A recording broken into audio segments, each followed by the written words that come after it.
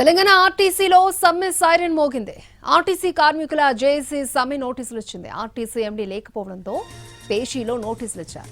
ఆ తర్వాత labour commissioner కార్యాలయంలోనూ నోటీసులు అందజేశారు. సమ్మె తేదీపై 14 రోజుల తర్వాత నిర్ణయం తీసుకుంటామని ప్రకటించారు. తమ డిమాండ్లపై ప్రభుత్వం స్పందించకపోతే సమ్మెకు వెళ్తామని హెచ్చరిస్తున్నారు కార్మికులు.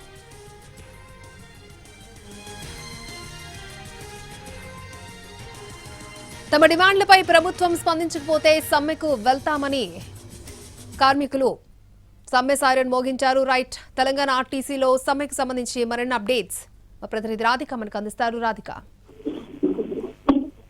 తెలంగాణ రాష్ట్రంలో ఆర్టీసీ జేఏసీ సమ్మెకు సిద్ధమవుతోంది. అందుకు ఇవాళ ఆర్టీసీ ఎండీకి వినతి పత్రం ఇవ్వడానికి సమ్మెకి సంబంధించిన నోటీస్ ఇవ్వడానికి వెళ్ళటం జరిగింది. అయితే ఎండీ అందుబాటులో లేకపోవడంతో పేషీలో ఇవ్వటం జరిగింది. అయితే ఓవరాల్ గా వాళ్ళ ప్రధానమైన డిమాండ్స్ లో దీర్ఘకాలికంగా పెండింగ్ లో ఉన్న సమస్యలపైన చాలా రోజులుగా కూడా ఇటు జేఏసీ ఆధ్వర్యంలో అనేక సార్లు చెప్పినప్పటికీ కూడా ఇప్పటికీ వాటి పరిష్కారం సాగట్లేదు అని చెప్పేసి ప్రధానమైన డిమాండ్స్ లో పెడుతున్నారు. ముఖ్యంగా గత ప్రభుత్వంలో ఆర్టీసీని ప్రభుత్వంలో విలీనం చేస్తామని చెప్పేసి ఒక గెజిట్ కూడా విడుదలైన తర్వాత ఇంకా అది పెండింగ్ లో ఉంది. విలీన ప్రక్రియ అనేది ముందుకు సాగటం లేదు. తమని ప్రభుత్వ ఉద్యోగులుగా గుర్తించాల్సిన అవసరం ఉంది. ఇప్పటికే చాలా మంది ఇటు ఆర్టీసీ ఉద్యోగుల సంఖ్య తగ్గుతూ వస్తుంది రోజు రోజుకి.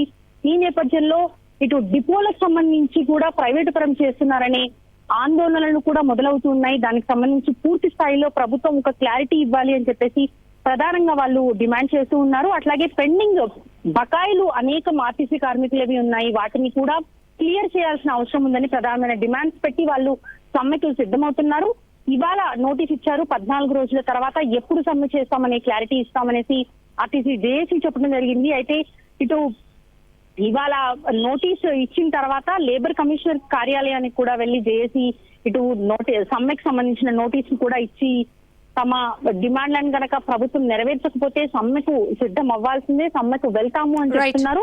అయితే గతంలో కూడా ఇటు సమ్మెకు వెళ్తామని చెప్పిన తర్వాత ఇందిరా పార్క్ దగ్గర ఒక సమావేశాన్ని ఏర్పాటు చేసుకుని సమ్మెకు సంబంధించిన మళ్ళీ నోటీస్ కూడా ఇస్తాము, ఆ టర్మ్ పీరియడ్ అయిపోయింది అని చెప్పేసి మళ్ళీ ఇవ్వడానికి సిద్ధమవుతున్నారని ప్రకటించారు. ఆ నేపథ్యంలోనే